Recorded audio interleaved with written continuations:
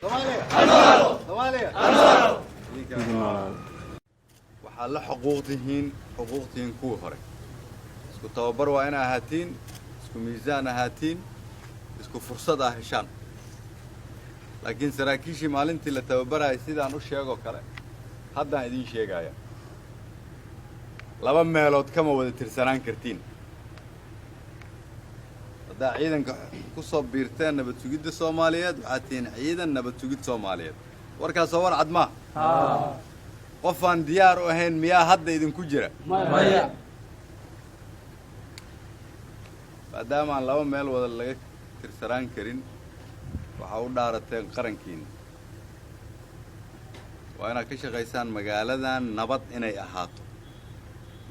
Soomaaliya oo dhan ay isu timid maalin walba diyaarada timaado adduunyada dhan ay isu imaanayso dhuusamareebta aad taqaaneen ma aha galgaduudda aad taqaaneen ma aha galmudugta aad taqaaneen ma aha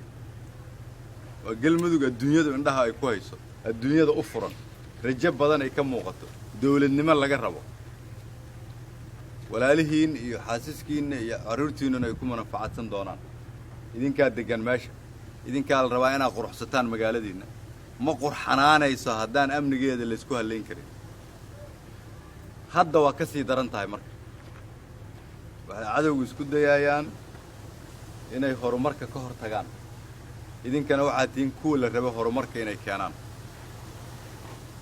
walaalaad tihiin kulligiin ma lihidina qabiil ma lihidina qolo ma lihidina koox waxaad leedihiin qabiil la yidhaahdo ciidanka nabad sugidda Soomaaliyeed waxaad leedihiin ama tihiin ama ka tirsan tihiin qabiil la yidhaahdo Soomaalinimo iyo qarannimo maadaama waxa ugu qaalisan nolosha oo ah dhiiggiina aad ogolaateen inaad bixisaan dhiigga waxaa loo quuraa wax wanaagsan keliya waxa ugu wanaagsanna waa dawladnimo waa Soomaalinimo waa qarannimadaas ayaan anaguna sharaf iyo karaamo idinkugu haynaa waa taariikh isqoraysa maanta waxaan arkaynaa marka isfasiraysa oo cidda lagu qoraayo bogogeeda idinka aad tihiin taariikhdaasaa la rabaa inaad baaldahaba ka gashaan wiilashiina halkan jooga iyo gabdhahaba waa idin hambalyaynayaa waxaan aad ugu faraxsanahay sidaan markii hore sheegay in horumar halkan ka muuqdo in maalintii hore aan idiin imid iyo maanta aad kala duwan tihiin waxaan rabaa inaan idinkula dardaarmo aad inaad u foojignaataan amniga magaalada soo shaqadiinna inaad laba jibaartiin fikirkiinna aad sii badisaan ciidamada kale aad kaalmaysataan dawladda Soomaaliyeed raalli ay idinka tahay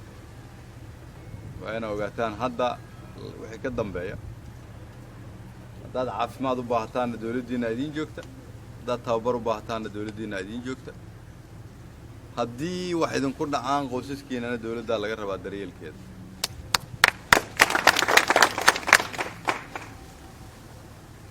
waa xuquuqdiinna waajibaadkana waxaa ugu horreeya laba qalbi inaadan lahayn laba qof inaadan ahayn hal meel oo lagugu soo hagaagay inaad leedahay waajibaadku waxa waaye wixii lagu faray inaad gudato shaqadii lagu diray inaad ka soo baxdo kala dambaynta ilaalisaan saraakiishiinaani waxaad muhiim u tihiin idinku inaad tusaale u noqotiin ciidanka intiisa kale kuwiina madaxdaana waa inaad cadaalad ku hoggaamisaan la abaal mariyo qofkii sameeya wax dadka kale aanay samayn karin rajo badanaa ka muuqata galmudug rajadaasi waxay xaqiiqoobaysaa haddii idinku aad u dhaqataan qaabkii lagu xaqiijin lahay waa aragteen dadkii nooga yimid xeraale iyo huurshi habeena dhowey oo aan imaan halkan 3-4 sano laba isla dhalatay isku ooyeen kuwa isdhalay isku ooyeen idinka dartiina u yimaadeen iyo dadaalkiina iyo amniga aad samaysaan iyo sharafta iyo albaabada aad u furteen magaalada sidaas oo kale aan rabnaa adduunyada dhan inaad isugu keentaan haddii ilaahay waa mahadsantahay